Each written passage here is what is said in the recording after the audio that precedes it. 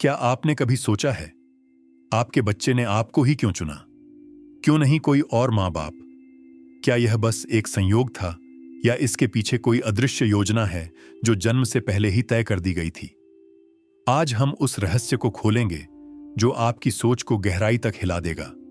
क्योंकि जब आप यह जानेंगे, तो आपको महसूस होगा कि जिन रिश्तों को आप बस इस जन्म का रिश्ता मानते थे, वो असल में सदियों पुराने हैं। सनातन धर्म कहता है, धरती पर आने से पहले हर आत्मा अपनी यात्रा खुद तय करती है। वो अपने अगले जीवन के अनुभव चुनती है, अपना परिवार, अपना समय और अपने संबंध। यह सब किसी भाग्य या संयोग से नहीं होता, बल्कि एक अदृश्य ब्रह्मांडीय योजना के अनुसार घटता है। जब एक आत्मा अपना पूर्व जीवन पूरा करती है, तो वह कुछ समय के लिए विश्राम में चली जाती है। पर यह विश्राम अंत नहीं होता। वह उस दौरान अपने जीवन की समीक्षा करती है। कौन सी सीख अधूरी रह गई, कहां प्रेम अधूरा रह गया, कहां उसने दर्द दिया और कहां उसे क्षमा नहीं मिली। वह सब कुछ आत्मिक स्तर पर देखती है। फिर एक अदृश्य ऊर्जा क्षेत्र में एक सभा होती है, जहां अनेक आत्माएं एक दूसरे से संवाद करती हैं। वहीं यह तय होता है कि अगला जन्म किसे कहां लेना है, कौन किस आत्मा के साथ फिर से जुड़ेगा, कौन सा रिश्ता दोहराया जाएगा और किस अधूरे पाठ को पूरा किया जाएगा। वेदों में इस अवस्था को पूर्व संस्कारिक योजना कहा गया है, अर्थात आत्मा की वह योजना जो जन्म से पहले तैयार की जाती है। यह योजना प्रेम, कर्तव्य और अनुभव तीनों के संतुलन से बनती है। इसी योजना के तहत एक आत्मा, जो अब आपका बच्चा है, धरती पर आने की तैयारी करती है।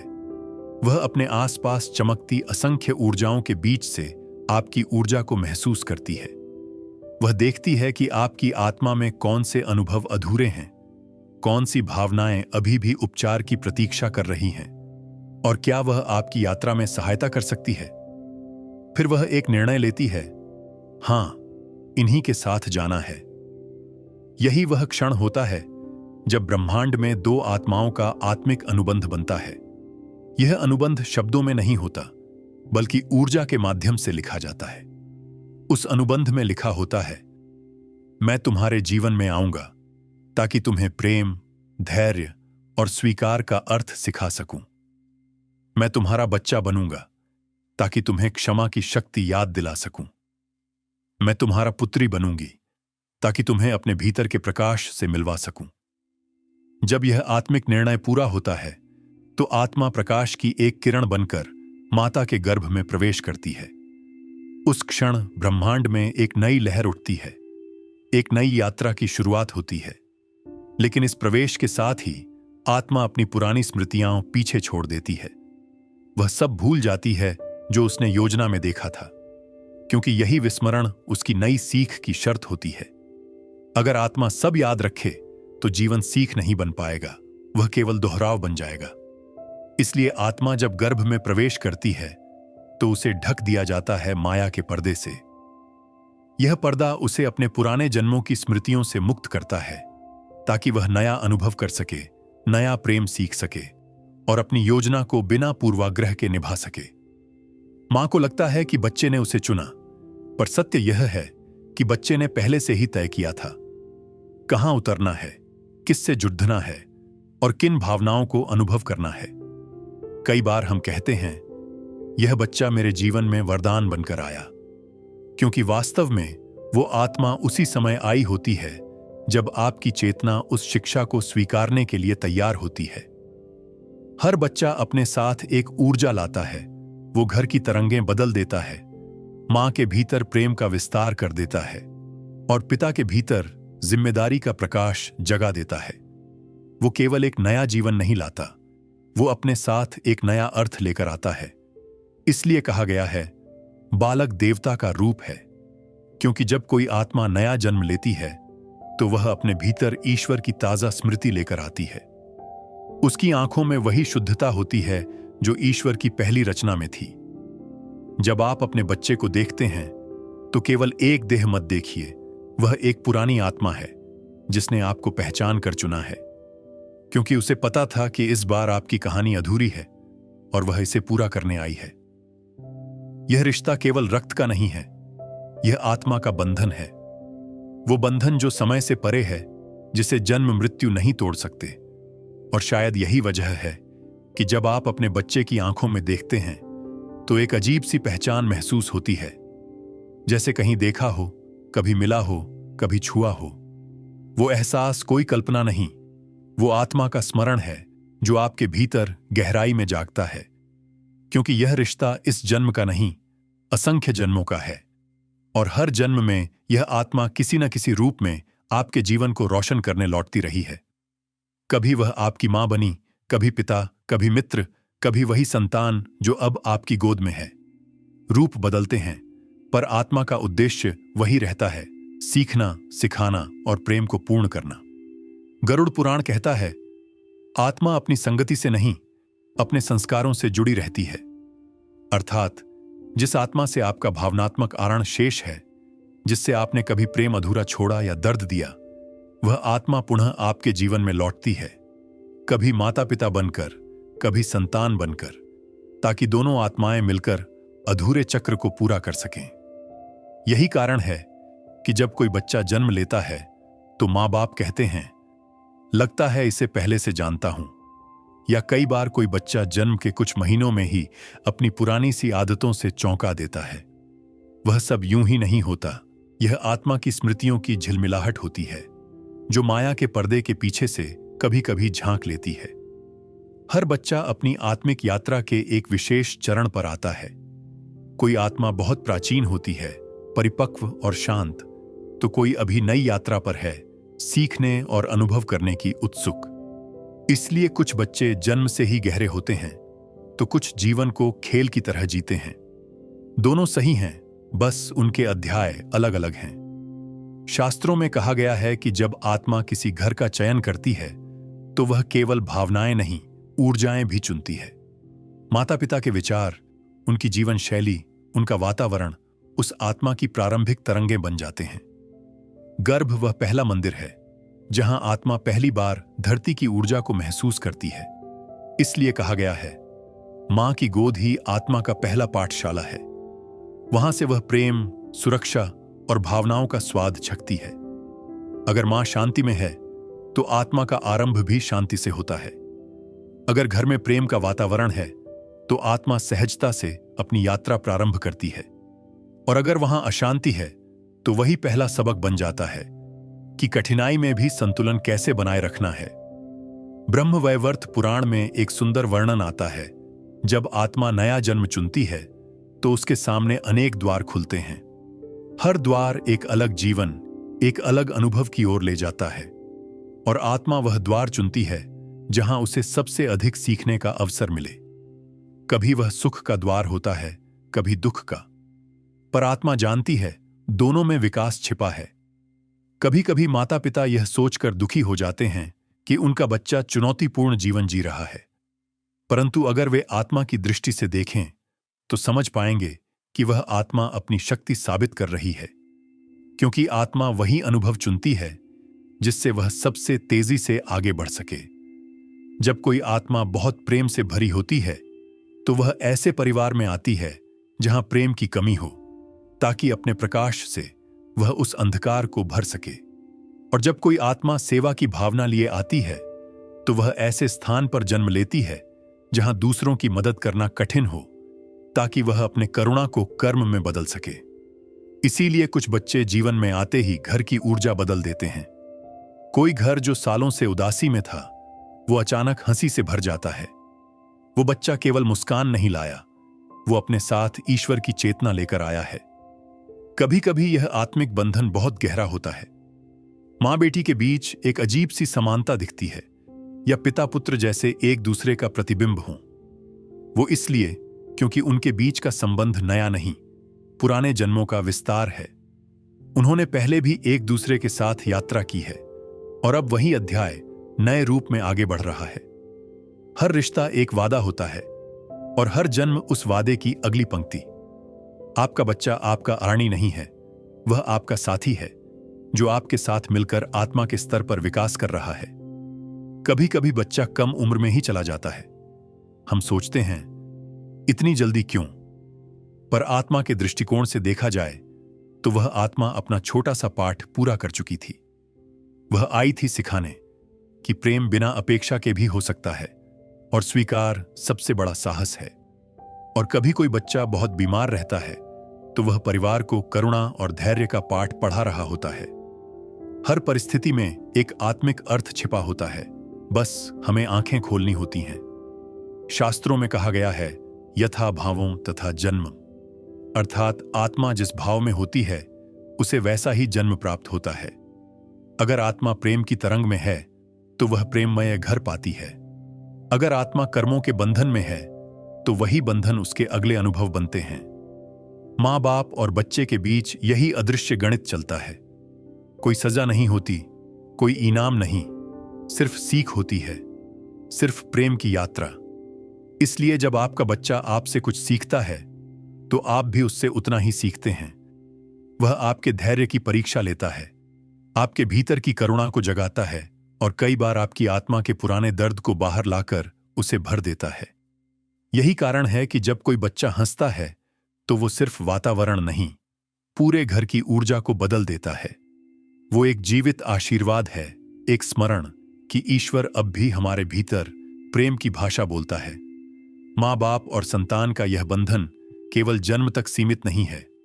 यह एक ऐसा धागा है जो बार बार बुनता है, हर जीवन में नया रूप लेता है, पर उद्देश्य वही रहता है, एक दूसरे को पहचानना, एक दूसरे को पूर्ण करना। और जब आप यह समझ लेते हैं तो आपके भीतर शिकायतें समाप्त हो जाती हैं।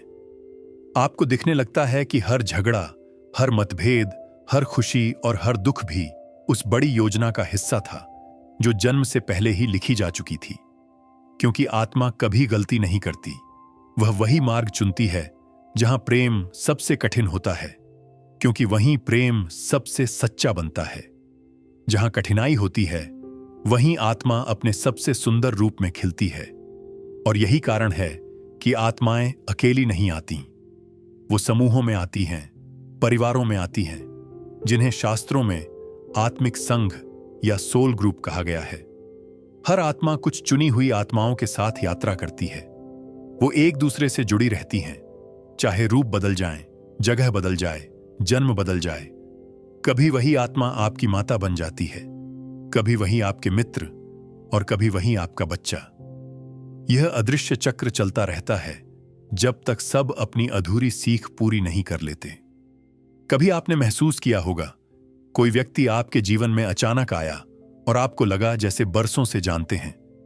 या कोई बच्चा जो अभी अभी पैदा हुआ है आपकी आंखों में देखकर मुस्कुराता है, जैसे कह रहा हो, मां, हम फिर मिल गए। वो कोई भ्रम नहीं है, वो पहचान है। वो आत्माओं के बीच का पुराना बंधन है जो नए शरीर में जाग उठा है। उपनिषदों में कहा गया है, यथा बीजन तथा फलम, जैसा बीज है वैसा ही फल होता है। इसी प्रकार जैसा संस्कार है वैसा ही परिवार मिलता है, क्योंकि आत्मा उन्हीं लोगों को चुनती है जिनके साथ उसे कुछ सीखना है या कुछ सिखाना है। हर रिश्ता, चाहे वो सुख का हो या दुख का, विकास का माध्यम होता है। कोई बच्चा अपने माता पिता को क्षमा करना सिखाने आता है तो कोई उनके भीतर का खोया हुआ प्रेम जगाने। कोई आत्मा मां के भीतर छिपी शक्ति को बाहर लाने आती है तो कोई पिता के भीतर के भय को मिटाने।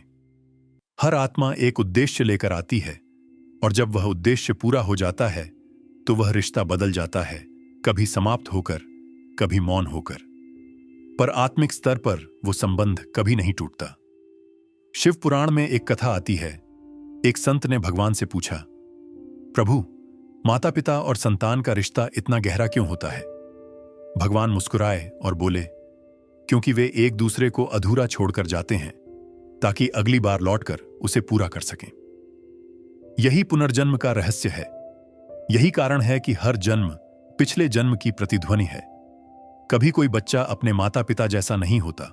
वो अलग सोचता है, अलग महसूस करता है। मां को लगता है कि यह बच्चा किसी और संसार से आया है। वो सच है, क्योंकि आत्माएं हमेशा एक ही स्तर पर नहीं होती। कुछ आत्माएं आगे होती हैं, कुछ अभी सीखने के मार्ग पर होती हैं। इसलिए माता पिता और बच्चों के बीच टकराव भी होता है, पर उस टकराव में ही सीख छिपी होती है।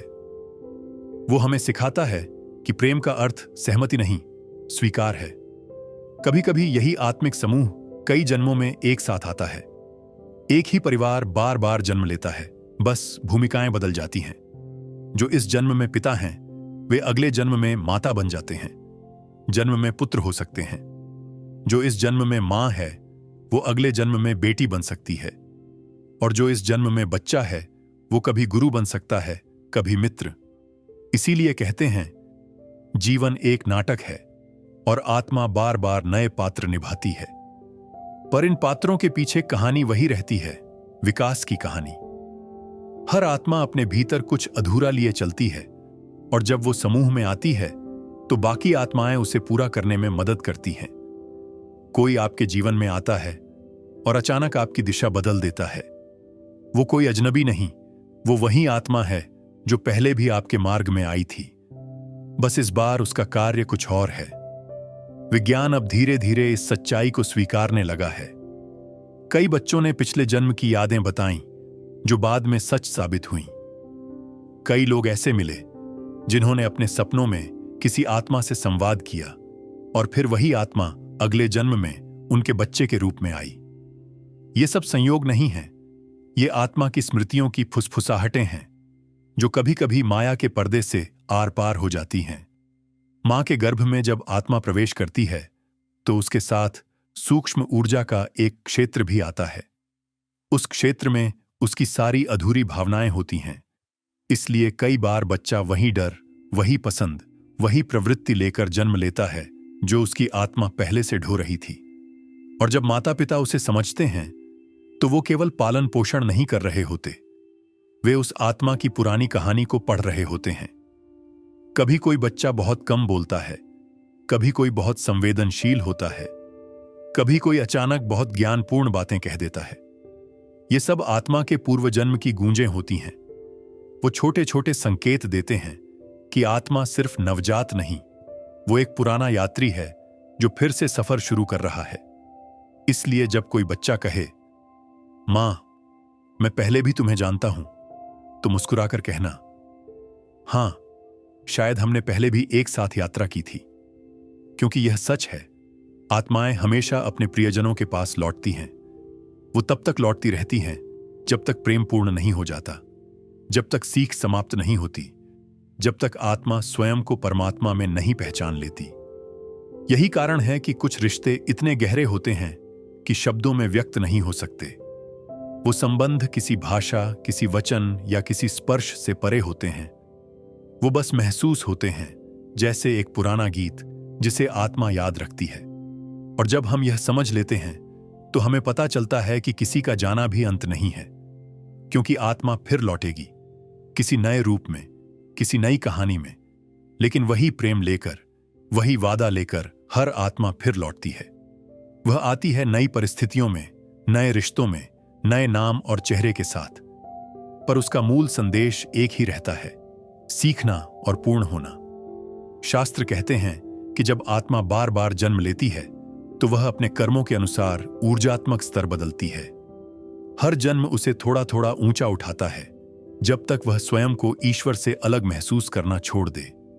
और यही वह क्षण है जहां माया का पर्दा धीरे धीरे उठने लगता है। माया क्या है? वो भ्रम जो हमें केवल शरीर और नाम तक सीमित रखता है। वो पर्दा जो आत्मा पर डाल दिया जाता है ताकि वह पुराने जन्म की स्मृतियों के बोझ के बिना नया अनुभव कर सके। पर जैसे जैसे आत्मा विकसित होती है वह पर्दा पतला होने लगता है। तब स्वप्नों में, संवेदनाओं में, कभी कभी आंसुओं में भी पुराने स्मरण झलकने लगते हैं। आपने कभी महसूस किया होगा कि आपके बच्चे की आंखों में कोई अजीब सी गहराई है, जैसे वो आपको पहचान रहा हो। वो सिर्फ प्रेम नहीं, वो स्मृति का बीज है जो माया के नीचे अब भी जिंदा है। वो याद नहीं कर पाता, पर महसूस कर लेता है कि आप उसके अपने हों। यही माया का सौंदर्य है, वह भुला देती है ताकि हम नया सीख सकें, और फिर वो भूल ही हमें याद करने की प्रेरणा देती है। जब हम जीवन में दर्द, प्यार, वियोग या सफलता का अनुभव करते हैं तो आत्मा धीरे धीरे समझने लगती है कि वो सिर्फ अनुभव ही तो हैं, उसकी सीख का हिस्सा। और एक दिन वो समझ जाती है कि जिसे वो दूसरा समझ रही थी वो भी उसी का ही प्रतिबिंब है। माँ और बच्चा, गुरु और शिष्य, पति और पत्नी, मित्र और शत्रु, सब एक ही चेतना के अलग अलग पात्र हैं। यही बोध मोक्ष की पहली सीढ़ी है।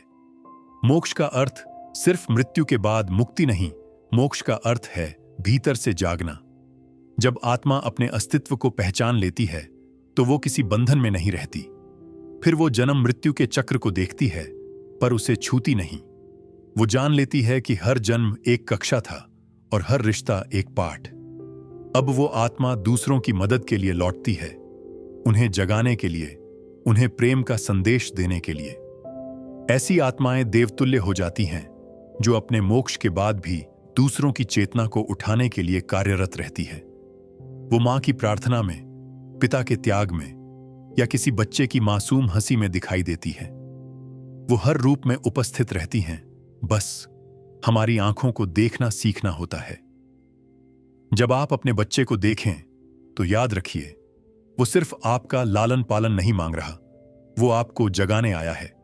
वो आपको याद दिलाने आया है कि प्रेम ही सबसे बड़ा धर्म है और क्षमा ही सबसे ऊंचा ज्ञान। उसके साथ आपका हर क्षण एक आत्मिक अनुभव है जो आपके अंदर के ईश्वर को जागृत कर रहा है। इसीलिए जब जीवन कठिन लगे तो आसमान की ओर देखिए। वो आत्माएं अब भी आपके साथ हैं। वो आपकी हर प्रार्थना सुनती हैं, हर आंसू महसूस करती हैं, क्योंकि उनके लिए समय नहीं रहता, दूरी नहीं रहती। उनका प्रेम अनंत हो चुका है। जब हम इस सत्य को स्वीकार कर लेते हैं तो जीवन का हर पल पवित्र हो जाता है। फिर मृत्यु भी डर नहीं लगती, क्योंकि हम जान लेते हैं कोई कभी छूटता नहीं। हर मिलन, हर विछोह, हर आंसू एक नए अध्याय की शुरुआत भर है। और जब अगली बार आप अपने बच्चे की आंखों में देखें तो याद रखिए, वो आंखें सिर्फ इस जन्म की नहीं हैं। वो उन आत्माओं की कहानी कह रही हैं जो सदियों से साथ चल रही हैं, एक दूसरे को पूर्ण करने के लिए, एक दूसरे को जगाने के लिए। यही जीवन का सबसे बड़ा रहस्य है कि हम कभी अलग नहीं थे, न कभी अलग होंगे। हम सभी एक ही स्रोत के अंश हैं, एक ही प्रकाश की चिंगारियां। और जब यह बोध हो जाता है तभी सच्चा मोक्ष मिलता है, जहां ना मृत्यु रहती है, ना जन्म, सिर्फ शांति रहती है। यदि आज इस वीडियो की बातें आपके दिल को छू गई हों तो कमेंट में लिखिए, मैं अपनी आत्मा की योजना को स्वीकार करता हूं। इस संदेश को अपने दोस्तों और परिवार के साथ साझा करिए ताकि वे भी समझ सकें कि उनके रिश्ते सिर्फ संयोग नहीं, एक आत्मिक प्रतिज्ञा है। और अगर आप भी आत्मा, कर्म और जन्म के ऐसे गहरे रहस्यों को समझना चाहते हैं तो आत्म रहस्य चैनल को अभी सब्सक्राइब करिए, क्योंकि यहां हर कहानी आपको आपसे मिलवाती है, जहां मृत्यु अंत नहीं बल्कि आत्मा की नई यात्रा की शुरुआत है।